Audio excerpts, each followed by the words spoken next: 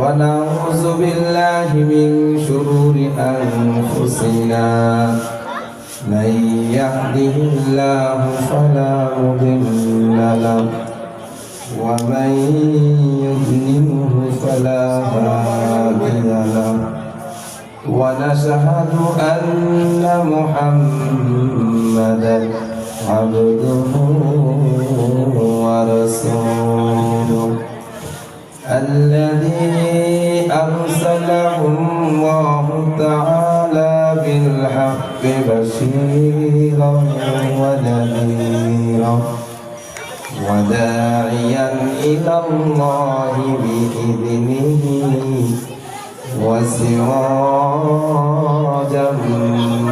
منيرا فأعوذ بالله من الشيطان الرجيم بسم الله الرحمن الرحيم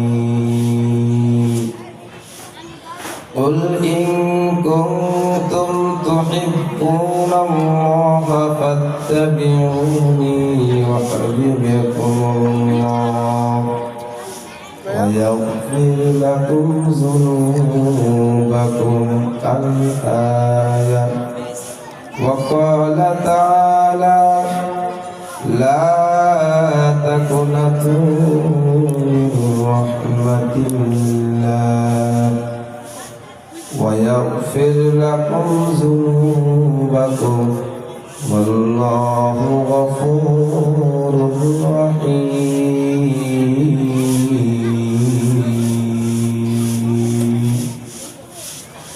मकबूल तो है शाज़ है काबिल तो बहुत है नाको मानिंदे तो नहीं दिल तो बहुत है तौफीक से होती है या नेमत की खज़ीना हर मौत की तौक़ूत के हाथों है निशाना এ দুনিয়া বেঁচে গেলে ভাই শুধু আশার খেলাঘর দম ফুরালে বুঝবি রে মনকে আপন আর কেবা পর কোথা হতে আগম কোথা যেতে হবে রে কে আনিল কি কারণে জানা নাই ভবে তেলা ইলাহা ইল্লাল্লাহ লা ইলাহা ইল্লাল্লাহ লা ইলাহা ইল্লাল্লাহ লা ইলাহা ইল্লাল্লাহ লা ইলাহা ইল্লাল্লাহ লা ইলাহা ইল্লাল্লাহ লা ইলাহা ইল্লাল্লাহ মুহাম্মাদুর রাসূলুল্লাহ সাল্লাল্লাহু আলাইহি ওয়াসাল্লাম। আলহামদুলিল্লাহ আল ফালা ইসলামী যুব সংঘের উদ্যোগে সপ্তম ব্যাপী আজ 2 দিন ব্যাপী ইসলামী মহাসম্মেলন। আজকের মাহফিলের প্রধান আলোচক মাওলানা আব্দুল খালিক শরীয়তপুরী সাহেব, চেয়ারম্যান তালিমুস সুন্নাহ গ্রুপ, মুহতামিম মারকাজুল তালিমুস সুন্নাহ মাদ্রাসা। আজকের প্রধান মেহমান মুফতি মনজুর আহমদ কাসিমি সাহেব, প্রিন্সিপাল কাজলাপাল সাইদুল মাদ্রাসা। মাহফিলের সভাপতি, বিশেষ অতিথি হযরত উলামায়ে কেরাম, দূর দূরান্ত থেকে আগত বড় ছোট কাছে স্নেহের দিন পিপাসু, ইসলাম পিপাসু আমার কালিমাওয়ালা মুসলমান ভাইরা,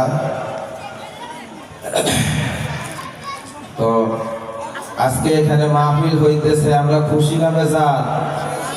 কারা কারা খুশি? লিল্লাহি তাকবীর, নারে তাকবীর, নারে তাকবীর। শূন্য শূন্য ঢাকাবাসী শূন্য দিয়া মন, শূন্য শূন্য কাজলাবাসী শূন্য দিয়া মন, ভালো লাগছে 2 দিন ব্যাপী ইসলামী সম্মেলন, ঠিক না?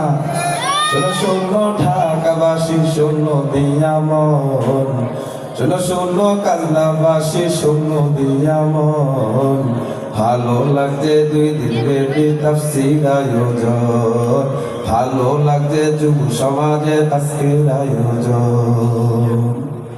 সঙ্গীত হবে ইনশাআল্লাহ, আপনারা ধৈর্য ধরে বসবেন তো? কে কে ওয়াজ না শুই না বাড়ির চলে যাবেন? আল্লাহু আকবার। একটা বাচ্চা হাত তুলছে, সবার শেষ পর্যন্ত থাকবেন তো ইনশাআল্লাহ? আল্লাহ পাক এই মাহফিলকে কবুল করুক, আমাদের সকলকে কবুল করুক, বৃষ্টি বাদল থেকে হেফাজত করুক, আমরা বলি আমিন। প্রিয় বন্ধুগণ, আমি আপনাদের সামনে কোরআনের অগণিত আয়াত থেকে বান্দার গুনাহ সম্পর্কে উলামায়ে কেরাম আশা করি বুঝছেন, এবং গুনাহ থেকে তওবা সম্পর্কে একটু আয়াত তেলাওয়াত করেছি। মহান রব্বুল আলামিন আমাকে যদি তৌফিক দান করেন, এই আয়াতের আলোকে একটু সংক্ষিপ্ত মুযাকারা করব ইনশাআল্লাহ। ওয়ালা আমা তৌফিক ইল্লা বিল্লাহ, সুবহানাকা লা ইলমা লানা ইল্লা মা আল্লামতানা ইন্নাকা আনতাল আলিমুল হাকীম। তেলাওয়াত কিন্তু আয়াতের মধ্যে আল্লাহ তাআলা বলতেছে লা তাকনাতু মির রাহমাতিল্লাহ, ও বান্দা খবরদার, পাহাড় পরিমাণ গুনাহ তোমার হয়ে গেছে। ওয়ায়াগফির লাকুম যুনুবাকুম, আমি আল্লাহ তোমার গুনাহ মাফ করে দিব। লা তাকনাতু মির রাহমাতিল্লাহ, ये কালামে জিন্দা কুরআনে হাকীম, হিকমতে কুলায়া জাল সুতু কদিম বকা কুরআন, কালামুল্লাহ শুনো কদিমাস্তি কদিমাস্তি নয়নো। আল্লাহ পাক রব্বুল আলামিন বলে, বান্দা খবরদার, আমি আল্লাহ যেহেতু নফস দান করেছি, ও বান্দা আমার পাশাপাশি শয়তানও আমি আল্লাহ প্রেরণ করে দিয়েছি। দুনিয়ার মানুষ খবরদার, কিয়ামত পর্যন্ত তোমাদের গুনাহ হতেই থাকবে। তবে আবার আজকের ওয়াজ শোনার পরে যুবক ইচ্ছা করে কিন্তু নামাজ ছাড়া যাবে না, ইচ্ছা করে কিন্তু গুনাহ করা যাবে না। জোরে বলেন কথা ঠিক কিনা? আল্লাহ বলছে নফসওয়ালা মানুষ, আমি আল্লাহ যেহেতু নফস দান করলাম, সুতরাং গুনাহ তোমাদের হয়ে যাবে। তবে যদি গুনাহ হয়ে যায় বান্দা, গুনাহ হয়ে যাওয়ার পর বান্দা তুমি কি করবা, কি করতে পারো? আমি আল্লাহর কাছে তওবা করো। আল্লাহর কাছে কেমন কাঁদবা, কেমন কেঁদেছিলে ওই যে মদিনার যুবক, পয়গম্বরের জামানায় একটা যুবক, কত বড় গুনাহগার। ওই যুবকটা এমন গুনাহ করতো রে ভাই, ওই যুবকটা কাফন চুরি করতো। দুনিয়া থেকে যখন কোনো মানুষ মারা যায়, ওই যুবকটা কবরের মধ্যে প্রথম রাইতে প্রবেশ করে, ওই লাশটাকে উলঙ্গ করিয়া যুবক পরের দিন কাপড়টাকে ধুইয়া সুন্দর করে ইস্তারি করে তারপরে বাজারে বিক্রি করে। এমন গুনাহগার যুবক আল্লাহর কাছে কেমন কাঁদে রে ভাই, মনোযোগ দিয়ে শুনো। একদিন যুবক পাহাড়ের কৃষ্ণচূড়ায় ঘুরাইয়া মাটিতে যুবক কাঁদে। প্রতিমধ্যে ওমরের সাথে যুবকের দেখা, ওমর ডাক দিয়ে কয়, যুবক কেন কান্না করতেছো, কি ব্যাপার, কারণ কি? ওই যুবক ডাক দিয়া কয়, হুজুর আমি বড় গুনাহগার, আমার এত গুনাহ। আমার আল্লাহ আমার গুনাহ মাফ করবে কিনা আমার জানা নাই। হুজুর এই ভয় আমি কাঁদে। ওমর ডাক দিয়া কয়, যুবক যার কাছে দোয়া কবুলের চাবিকাঠি আল্লাহর পয়গাম্বর নবীজি এখনো যেহেতু জিন্দা। ও যুবক, তোমার কেন এত টেনশন? চিন্তা কোনো কারণ নাই, কোনো কারণ নাই। নবী এখনো দুনিয়াতে আছে। তুমি আমার সাথে চলো, নবীর দরবারে আমার সাথে চলো। নবী আমার জিজ্ঞাসা করে, যুবক কেন কাঁদতেছ? কি ব্যাপার, কারণ কি জানতে চাই? এইবার যুবকটা ডাক দিয়া কয়, নবী আমার বড় গুনাহ, বড় গুনাহ, বড় গুনাহ। নবী ডাক দিয়া কয়, মা আশা কুসিবালা। ও যুবক, তোমার গুনাহ কি পাহাড় থেকে বেশি ভারী নাকি? বলে হ্যাঁ হ্যাঁ, আমার গুনাহ আরো বেশি। নবী ডাক দিয়া কয়, মা আশা মিনাল পাহাড়ি। ও যুবক, সমুদ্রের পানি থেকে তোমার গুনাহ বেশি নাকি? বলে আরো বেশি, আরো বেশি, আরো বেশি। এইবার যুবককে ডাক দিয়া কয়, মাসারিকো। ও যুবক, তুমি কি চুরি করো নাকি? বলে হুজুর, আমি চুরিও করি না। এইবার নবী আমার ডাক দিয়া কয়, তাহলে যুবক কি এমন তোমার গুনাহ, কি ব্যাপার, কি বলো, জানতে চাই? এইবার যুবকটা ডাক দিয়া কয়, হুজুর আমি হলাম কাপড় চোর। আজকে 35 বছর হলো আমি এই পেশায় নিয়োজিত আছি। তবে হুজুর, গত রাতের মর্মান্তিক এক ঘটনা আমাকে কিং কর্তব্য বিমূঢ় করে দিছে। আমার অন্তরের মধ্যে বড় ভয়। আল্লাহর নবী কারণ জানতে চায়।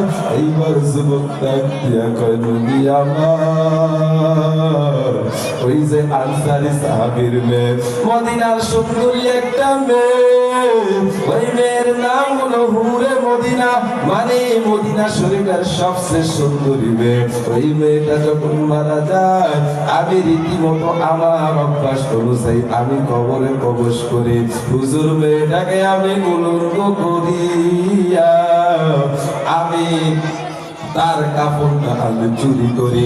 প্রতিমধ্যে শয়তান আমার নফসের মধ্যে ধোঁকা দেয়, শয়তান আমার মনের মধ্যে ঢেলে দেয়। রে যুবক, এই মেয়েটার জন্য মক্কার কত যুবক পাগল, কত মক্কার যুবক, মদিনার কত যুবকেরা তাকে একটু কাছের কাছে পাওয়ার জন্য, একটু কামনা বাসনা পুরা করার জন্য কত পাগল।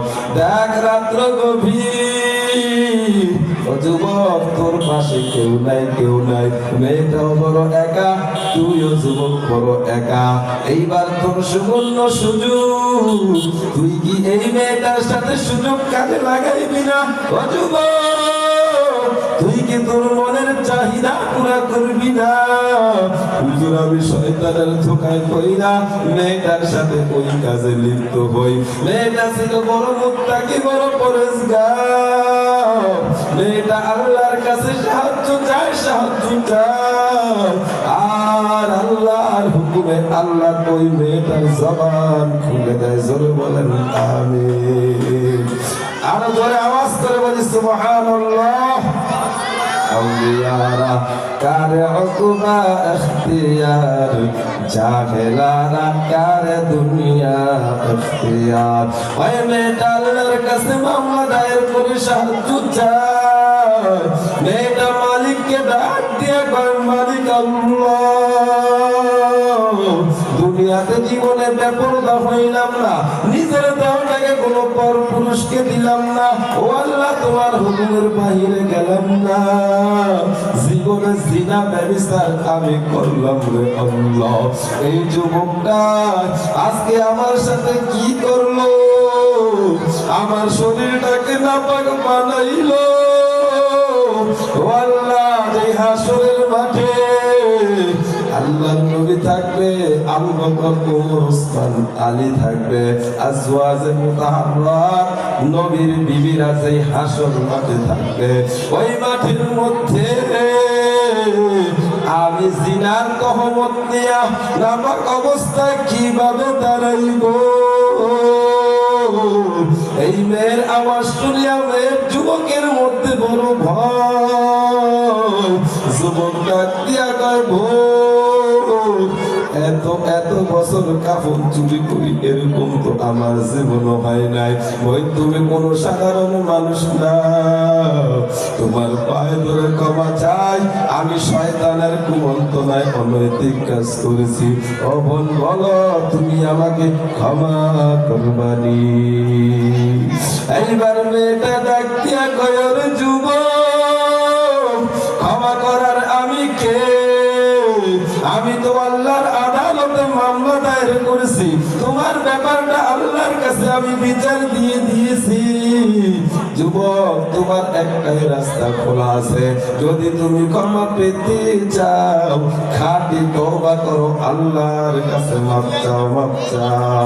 এইবার যুবক অন্তরা না পাইয়া ওমরের কাছে যায়, ওসমানের কাছে যায়, পয়গম্বরের সাহাবী হযরত আলীর কাছে যায়। সবাই বলে না না এই গুনার ক্ষমা হবে না।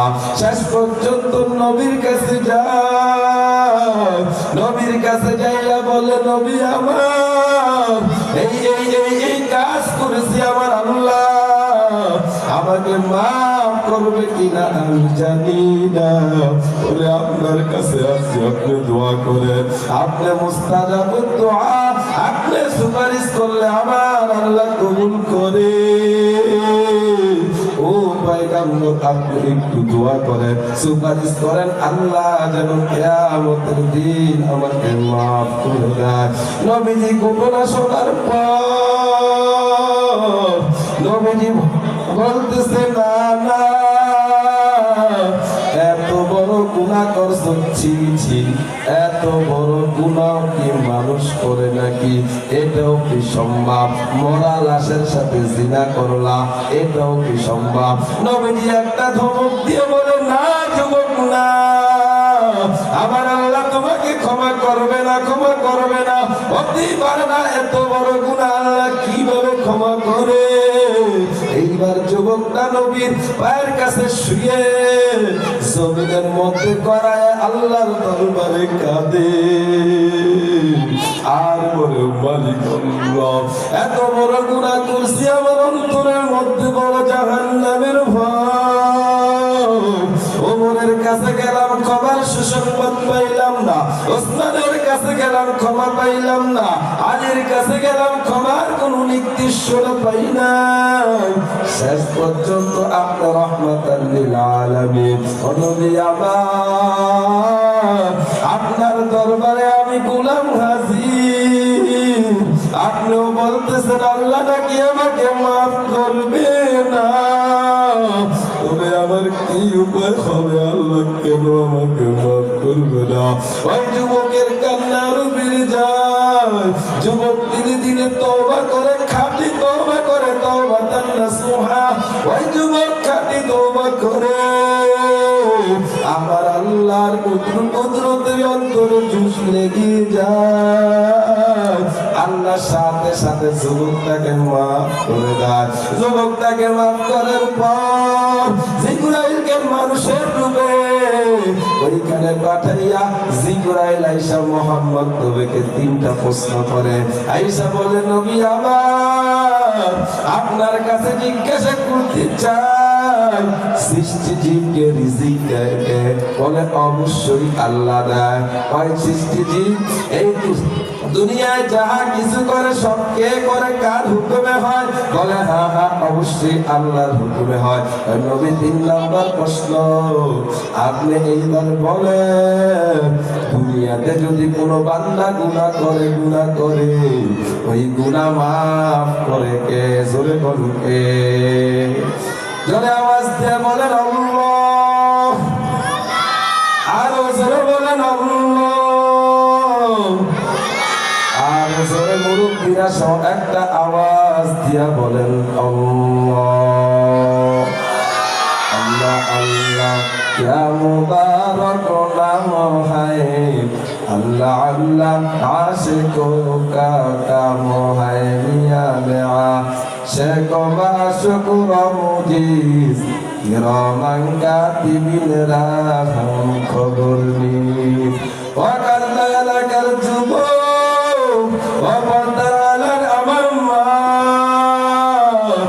আপনাদের কাছে এইবার আমি জিজ্ঞাসা করতে চাই, এত বড় মাহফিলের আয়োজন করা হয়েছে, শুধু সোয়ালি বক্তৃতা শুনলেন, মেলা মিলাইয়া বাজারে চলে গেলেন।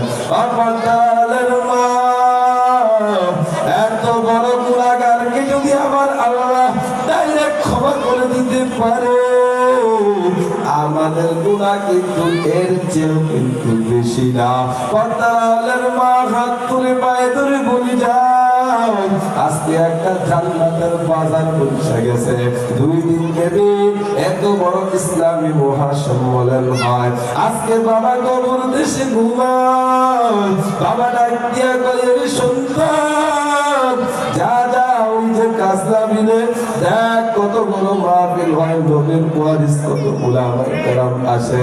আমি বাবা তোর জন্য দুনিয়ায় কোন কষ্ট করি নাই রে সন্তান, দেখ কত সুন্দর কোরআন হাদিসের বয়ান, কত মা বাবার জন্য দোয়া হয়, কত মানুষের গুনাহ মাফ হয়ে যায়।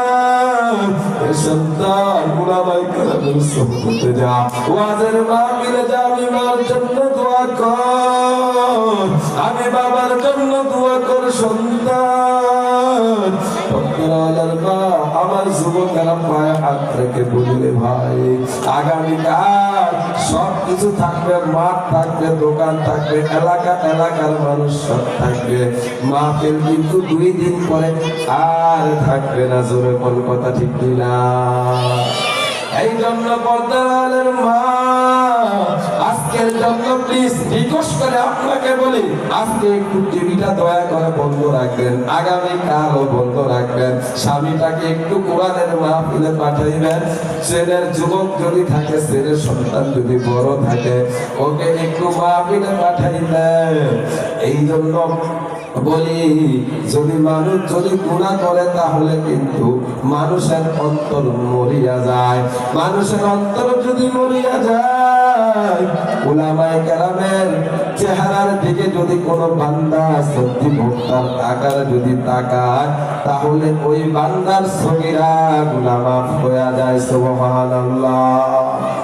এক খাদেম ডাক দিয়ে বলতেছে, ও আশরাফ আলী থানভী, আশরাফ আলী থানভী রহমতুল্লাহ আলাইহি তখন জীবিত আমাদের বাংলাদেশে একবার আসছিলেন। তখন এক খাদেম জিজ্ঞাসা করতেছে, ও আশরাফ আলী থানভী, আপনার কাছে জানতে চাই, মা বাবার চেহারার দিকে যদি কোনো বান্দা মহব্বত নিয়ে যদি তাকায়, তার গুনাহ মাফ হয়ে যায়। ও থানভী, আপনার কাছে জানতে চাই, মা বাবার চেহারার দিকে তাকাইলে যদি কবুল হজের সওয়াব পাওয়া যায়, নবীর ওয়ারিস উলামায়ে কেরামের দিকে কোনো বান্দা যদি ভক্তির নজরে যদি তাকায়, তার পুরস্কার কি হইতে পারে? হযরত থানভী থমের কাছে চুপ করে বসে আছে। 5 মিনিট পরে বলতেছে, ওরে গোলাম, কোন আল্লাহর বান্দা যদি নবীর ওয়ারিস হক্কানি আলেমের দিকে মায়ার নজরে মহব্বত নিয়ে তাকায়, সাথে সাথে ওই বান্দার সগীরা গুনাহগুলো মাফ হয়ে যায়। এই জন্য বলতেছি ভাই, আজকে জান্নাতের মেলা মিলে গেছে, জান্নাতের বাজার বসে গেছে। এইখানে যদি আসতে পারি, বসতে পারি, নিজে ধন্য হয়ে যাব। মাহফিল কিন্তু শেষ হয়ে যাবে, আবার বক্তারা নিজ নিজ জায়গায় ওয়াজ করে ফিরে যাবে। কিন্তু কপাল পোড়া যুবক, তোমার কি লাভ, আমার কি লাভ, কমিটির কি উদ্দেশ্য মাহফিল দিয়া তুমি কি পাইলা, সেটা হইল ভাবার বিষয়। এই জন্য বলি ভাই, অনেক অনেক উলামায়ে কেরাম আসবে, তাদের জবান থেকে নিজের গুনাহ মাফ করাইবার চেষ্টা করবা, মা বাবার জন্য দোয়া করবা। ওই মা আর একটা ঘটনা মনে পড়ে গেল, সময় তো একেবারে অল্প।